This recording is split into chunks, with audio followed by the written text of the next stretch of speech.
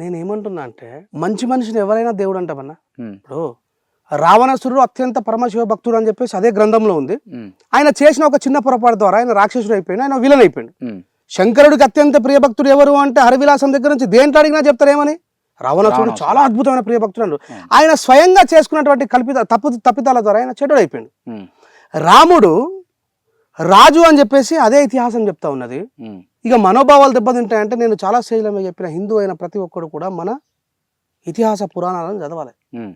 మరి రమ్మని చెప్పి నీ స్టూడియోలో కూర్చుని పెట్టు, నేను మాట్లాడేది తప్పంటే ఆయన వాల్మీకి రామాయణంలో రాస్తున్నాడు కదా. సీతమ్మని కన్నీళ్ళని పెట్టిపించిండు రాముడు. మొదటేమో పితృవాక్య పరిపాలకుడు. రాముడు చాలా గొప్పడు, తండ్రి కోసం వనవాసం ఎగిండు అని చెప్పన్నాడు. మళ్ళీ చివరనేమో సీతమ్మ వారిని అంత ఘోరంగా హింసించు, ఒక గర్భవతం తీసుకుపోయి అడవిలో పడేసిండు. నేను రామాయణాన్ని రాసినోడు ఎవడైతే ఉన్నాడో వీని చమత్కారం అంటది. రాముడు లోపల ఉన్నటువంటి మంచిని స్వీకరిద్దాం. అందుకే ఒక స్టేజ్ మీద మాట్లాడిన రాముడు ఏకపత్ని వ్రతుడు, ఒకటే బాణం వేసే రాముడు. మరి నా రామరాజ్యంలోకి ఈ కులాలన్నింటినీ రూపుమాపండి అని అంటున్నా. మనం అందరం హిందువులమే కదా. అసలు రామాయణం జరిగిందంటావా? వాళ్ళు ఎత్తికి సార్ మిత్ అని చెప్పేసి చరిత్ర చెప్తుందన్న. రామాయణం జరగలేదని చెప్పేసి, కానీ జరిగింది, వాళ్ళకి నచ్చింది అంటే దానివల్ల ఇబ్బంది ఎవరికి లేదు. అంటే రామాయణం జరిగింది, రామాయణం సంబంధించి ఆనవాళ్ళు కూడా ఉన్నాయి. ఇప్పటికి కూడా మనము ఆడ గుడి కూడా కడుతున్నాం అని చెప్పేసి అంటున్నారు కదా. మరి కట్టండి, ఏమైతుంది మరి, ఏమైతుంది దానివల్ల? ఏమో ఇప్పుడు ఒక గుడి కట్టడం వల్ల లక్షలాది గుళ్ళు ఉన్నాయి మన భారతదేశంలో.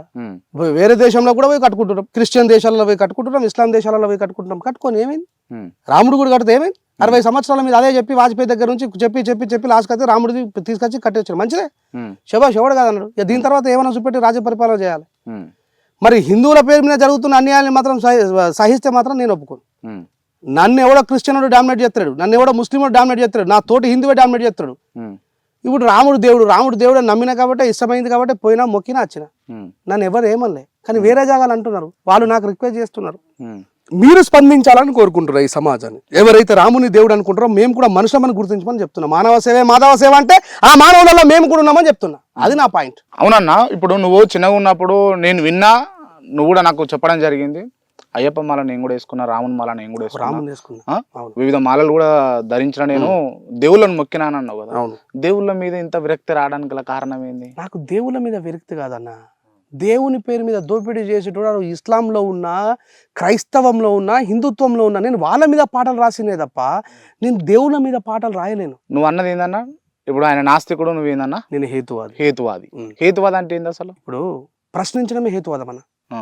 ఒకదాని గుడ్డిగా నువ్వు చెప్పి ఇట్లా ఫాలో కావాలంటే అట్లా అని చెప్పేసి, ఇప్పుడు మామూలుగా ఈ మన చేతిలో కర్పూరం పెట్టుకుంటారు, దాని కింద ఏదో పెట్టేసి ఇట్లా పెట్టి తింపితే ఇదే దేవుడు అని చెప్పేసి అని నమ్ముతారు. అంటే అగ్ని దేవుడు అని మనం నమ్ముతాం. ఎందుకు? రకరకాల క్రియలలో అది మనకు ఉపయోగపడుతుంది కాబట్టి. అదే మన ఇల్లు మీద పడి కాలిపోతుంటే అగ్ని దేవుడా మా ఇల్లు కాలిపోతుంది మంచిదని చెప్పాను కదా. ఇది ప్రశ్నించడం, దీన్ని హేతువాదం అంటారు. నీ ఎప్పుడు ఇమీడియట్లీ మనం ఫైర్ ఇంజన్కి ఫోన్ చేస్తాం, మా ఇల్లుని కాపాడుకోవాలి కాబట్టి దాన్ని హేతువాదం అంటారు. లేదు కాలిపోయినా సరే, మా ఇల్లు కాలిపోయినా సరే అగ్నిదేవుడు కాలబెట్టు, మొత్తం కాలబెట్టు అని అంటే అది పిచ్చితనం.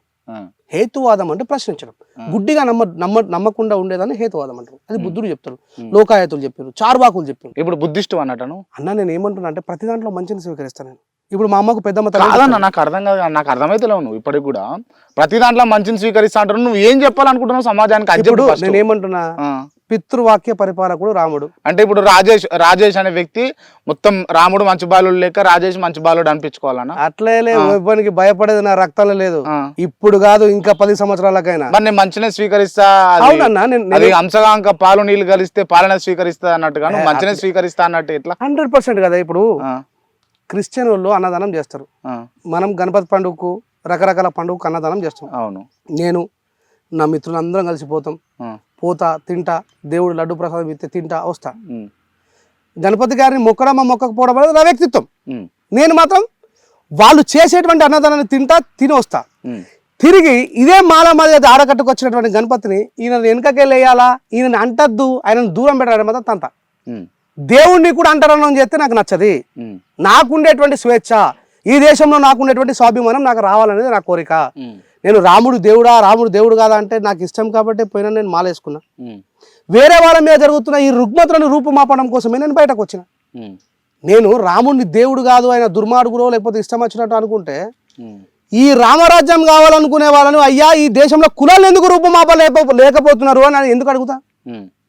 ఎదుటివాడి వ్యక్తిత్వాన్ని నేను గౌరవిస్తా, ఉమ్, అది నమ్మకం అయితే మంచిదే, ఉమ్, మూఢనమ్మకమై అది నాకు వ్యతిరేక దిశలో ప్రయాణం చేస్తే మాత్రం తంత. ఉమ్. ఇది ఖచ్చితంగా రెంజల్ రాయస్ ఇప్పుడు ఇట్లా అయింది అట్లా అయింది అనుకునేటువంటి ఆలోచన అవసరం లేదు. అన్న అమ్మగారేమో ముదిరాజు కులానికి సంబంధించిన వాళ్ళు, మీరేమో మాలలు మాలకు సంబంధించిన వాళ్ళు అని చెప్పి చెప్తా ఉన్నారు కదా. మరి మీకు కుల వివక్ష ఎడగనబడ్డది ఇంకా?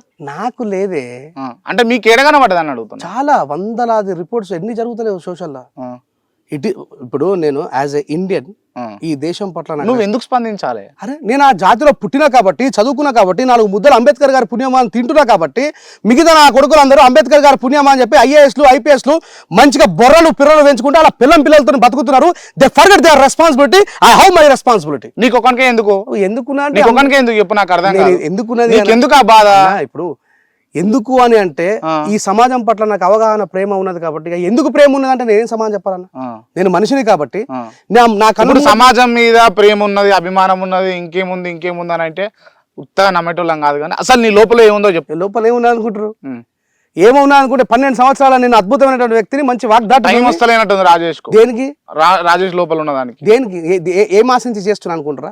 నేనైతే ఏ మనిషి అయినా సరే అన్న, ఇప్పుడు నేను కూడా ఈ ప్రొఫెషనల్ ఉన్నా, నాకు నెలకింత జీతం వస్తేనో లేకపోతే నాకు ఇంత ఓకే జీతానికో లేకపోతే నేను అనుకున్న దానికి సాటిస్ఫై అయితే పని చేస్తాం.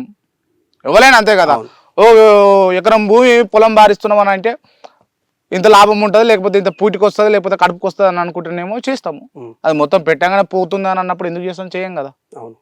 ఉత్తగానే అయితే చేయరు కదా ఎవరు ఏ పని. నువ్వు ఎందుకు చేస్తున్నావు? స్వామి వివేకానంద ఎందుకు చేసి? నువ్వు మరో స్వామి వివేకానంద అయితే కాదు. ఎందుకు కావద్దు? ఎందుకు కావద్దు? అయితవా? ఎందుకు కావద్దు? అయితవా? ఎందుకు కావద్దు? అయితవా? ఎందుకు కావద్దు? స్వామి వివేకానంద ఎందుకు కావద్దు? బుద్ధుని నేను ఎందుకు కావద్దు? లోకయాత్రలో ఉన్నటువంటి పోరాట పట్టిమ నేను ఎందుకు కొనసాగించద్దు? నేను ఎందుకు కావద్దు అని అంటున్నా. ఆయనకు 2 కళ్ళు ఉన్నాయి, నాకు 2 కళ్ళు ఉన్నాయి. ఆయనకు మీద సమాజం పట్ల ఆయనకు ప్రేమ ఉన్నది, నాకు ప్రేమ ఉన్నది. అంటే ఇప్పుడు మరో స్వామి వివేకానంద, మరో బుద్ధుడు అని అనిపించుకోవాలనా? అన్న నేను ఒకటే అంటున్నా, నేను ఈ సమాజంలో బ్రతుకుతున్నా అన్న. సమాజం మంచుకుంటే నేను మంచుకుంటా, నేను ఒక్కరిని మంచుకుంటే సమాజం మంచుకుంటది. ఈ పిచ్చి నీకెందుకున్నా అంటే మరి మిగతా వాళ్ళందరికీ ఎందుకున్నట్టు ఆ పిచ్చి? వాళ్ళ వారసునే కదా భారతదేశంలో పుట్టినా నేను, వాళ్ళ వారసత్వాన్ని కొనసాగిస్తున్నా నేను. సమాజంలో నా వాళ్ళే నాపై దాడి చేస్తా ఉంటే నేను తిరుగుబాటు నేర్పుతున్నా, ఇది తప్పు అని చెప్తా ఉన్నా. సరే అన్న, ఓపెన్ గా మాట్లాడుకుందాం. నువ్వు ఎన్ని మనం ఓపెన్ గా మాట్లాడుకుందాం. నిజంగా నువ్వు చేస్తున్న సమాజానికి, నువ్వు చేస్తున్న పనికి, నువ్వు చేస్తున్న లేకపోతే కార్యాచరణకు దానికి సంబంధించిన ప్రతిఫలం సిద్ధించే అవకాశాలు ఉన్నాయి అనుకుంటున్నావా? ప్రాక్టికల్ గా ప్రూఫ్ అయినా ఎన్నో నాతోని. సరే, ప్రాక్టికల్ గా ప్రూఫ్ అయినా అన్నావు కదా, అది అక్కడనే ఆపి ఇంకొక ప్రశ్న ఉన్నది. అంబేద్కర్ గారు చనిపోయి ఎన్ని రోజులు అవుతుందన్న? 50 సంవత్సరాల దగ్గర అయిపోతుంది కదా. అంబేద్కర్ గారు రాజ్యాంగం రాసి ఎన్ని ఏళ్ళు అవుతుంది? 60 సంవత్సరాల దగ్గర నియర్ రిలేటెడ్ అవుతుంది కదా. అవును. ఇప్పుడు ఇప్పటి వరకు కూడా అంబేద్కర్ ను దళిత వర్గానికి సంబంధించిన వ్యక్తిగానే చూస్తారు తప్ప ఓ బీసీలకో లేకపోతే ఇంకొక సామాజిక వర్గానికి సంబంధించిన వాళ్ళను ఏడంగా కొనియాడంగా చూసినావాను? లేదు. మరి ఏమైతుంది? నీ అంబేద్కర్ అసంటో అట్లా చేస్తున్నారు కదా, నీ గత ఏమైతుంది అంటున్నాను నేను. అంబేద్కర్ గురించి అలాగే తెలియలేదు. చెప్పాల్సిన వాడు ఎవడైతే ఉన్నాడో భుజాన్ని వేసుకొని చెప్పలేడు. ఈ రాజే చెప్తాడంటవా? ఇప్పుడు నేను గర్వంతో చెప్పాల్సిన అవసరం లేదు. అంబేద్కర్ గారిని ఎవరైతే ఆయన ఎవరి కోసం పోరాటం చేసిండో అది ప్రాపర్గా ప్రచారం చేయకపోవడం వల్ల అంబేద్కర్ కేవలం కొద్ది మందికి అంకితమైంది. అంబేద్కర్ గారి పేరు నాశనం కావడానికి, అంబేద్కర్ గారు కేవలం ఈ సామాజిక వర్గాలకే సంబంధించిన వ్యక్తి అని చెప్పి అనుకోవడానికి గల కారణం ఆయన పుట్టి పెరిగినటువంటి ఆయన దళిత సామాజిక వర్గం చేసిన పొరపాటే. నేనే చెప్తున్నా మాట. అంబేద్కర్ గారు ఆర్టికల్ 340 రాశారు, ఫస్ట్ బీసీలకు రాశారు. ఈ విషయం మీరే చూడండి, పూర్వం చెప్పినటువంటి ఎంతమంది వక్తలు చెప్పారు, ఎందరో చెప్తారు, ఎన్నో సినిమాలలో కూడా చూసినాం కానీ ఇంకా మార్పు రాలేదు కదా అన్నది నా ప్రశ్న. ఎట్లా మార్పు వస్తుంది? ప్రభుత్వం అంబేద్కర్ గారి పట్ల సానుకూలంగా స్పందించట్లేదు. ప్రభుత్వమే అంబేద్కర్ గారి కడుతుంది బానే. అంటే ఒక విగ్రహం కడితే అయిపోతుందా? సరే, ఇప్పుడు విగ్రహం కట్టారు. ఈ విగ్రహం కట్టడానికి గల కారణం కూడా ఒక 10 సంవత్సరాల క్రితం ఉన్న అంబేద్కర్ జానికి ఇప్పటికి చాలా మార్పు వచ్చింది కాబట్టి అది కడుతున్నాను ఎందుకు అనుకోవద్దు? ఒక 10 సంవత్సరాల క్రితం నేను మనకు కూడా పెద్ద నాకే తెలియదు 2007 కంటే ముందు అంబేద్కర్ అంటే ఏందో. అంబేద్కర్ దళిత వర్గాలలో పుట్టినటువంటి వ్యక్తి అని మాత్రమే తెలుసు తప్ప అంబేద్కర్ చేసిన పోరాటం ఏందో నాకే తెలియదు. యాజ్ ఎ గ్రాడ్యుయేట్ 2007 కంటే ముందు నాకే తెలియదు. ఇంకా తెలుసుకోవాల్సిన ఎంతమంది ఉన్నారు. ఇప్పుడు నిజామాబాద్ జిల్లా అనేటువంటి నడిబొడ్డులో ఉన్నటువంటి ఆర్మూర్ పరిసర ప్రాంతంలో ఉంటున్న నాకే 2007 వరకు అంబేద్కర్ గారి గురించి తెలియకపోతే ఇంకా ఎన్నో కోణాలలో బతుకుతున్న వాళ్ళకి ఎప్పుడు తెలుస్తుంది? పుస్తకాలలో లేదు అంబేద్కర్ గురించి, వ్యాసాలలో రాదు అంబేద్కర్ గారి గురించి, అంబేద్కర్ గారి సినిమాలు రావు, అంబేద్కర్ గారి సీరియల్ రావు. అంబేద్కర్ గారి గురించి పని కట్టుకుని ఎవరు చెప్తున్నారు? ప్రభుత్వం ఎప్పుడు చెప్పింది? అంబేద్కర్ దళిత జన ఉద్ధార కూడా చెప్పంటది. అంటదా అన్నదా? ప్రభుత్వం కూడా దళితుల మనిషి అంటది. అవును. ఆ దళితుల మనిషి అంటే 15% రిజర్వేషన్ ఇచ్చిండు మరి దళితులకు, వాళ్ళకంటే ఎక్కువ రిజర్వేషన్ బీసీలకు ఇచ్చిండు. మరి ప్రభుత్వం చెప్పాలి కదా ఆయన బీసీల మనిషి అని. మరి ఒకవేళ అంబేద్కర్ నిజంగా అదే స్వార్థం ఉంటే అంబేద్కర్ 340 ఎస్సీల కోసం రాయాలగా, ఎస్సీల కోసం రాయకుండా బీసీల కోసం ఎందుకు రాసినట్టు? 27% రిజర్వేషన్ అప్లికేబుల్ అవుతుందంటే అందరికంటే ఎక్కువ రిజర్వేషన్ అప్లికేబుల్ చేయించింది బీసీల కోసమే కదా. మరి ఇది ప్రభుత్వం ఎప్పుడు చెప్పింది, ఏ పుస్తకంలో చెప్పింది? స్త్రీల కోసం ఆయన మొట్టమొదటి భారతదేశ న్యాయశాఖ మంత్రి పదవికి రాజీనామా చేసిండు. ఎక్కడైనా రాసిండ్రా?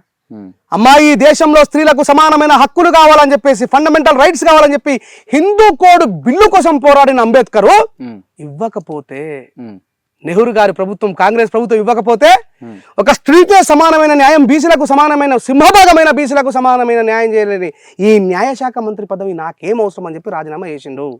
ఇది ఎవరన్నా చెప్పిండా? ఏ పుస్తకంలో రాసిండ్రా? అంబేద్కర్ గారి గురించి రాసినటువంటి ఇండియన్ కాన్స్టిట్యూషన్ లో హిందూ కోడ్ బిల్లు కోసం అంబేద్కర్ తన మొట్టమొదటి భారతదేశ న్యాయశాఖ మంత్రి పదవికి రాజీనామా చేసిందని చెప్పి ఎవరైనా చెప్పిండా? ఎక్కడైనా రాసిండ్రా? ఏ పుస్తకాలలో ఉందా? లేదు. ప్రభుత్వమే అంబేద్కర్ పట్ల సీతకన్ను వేసిన తర్వాత, చిన్న చూపు చూసిన తర్వాత, ఇంకా బాబాసాహెబ్ అంబేద్కర్ గారి యొక్క త్యాగం ఈ దేశానికి విష్కులంక ఎట్లా బయట వస్తుంది? I'm very different to others. Clear చెప్తున్నా, ఎవరు అర్థం చేసుకోకపోయినా ఆ విషయం ప్రజలకు తెలుసు. నేను అంబేద్కర్ గారిని డిఫరెంట్ గా చదివినా, ఇలాగా తీసుకొని నేనే చెప్పిన అంబేద్కర్ దళిత జన ఉద్ధారకుడు అంటే చెప్పు తీసుకొని కొడతాను ఆ కొడుకులారా అని చెప్పేసి. అంబేద్కర్ గారిని మోసం చేసింది అంబేద్కర్ సమాజమే.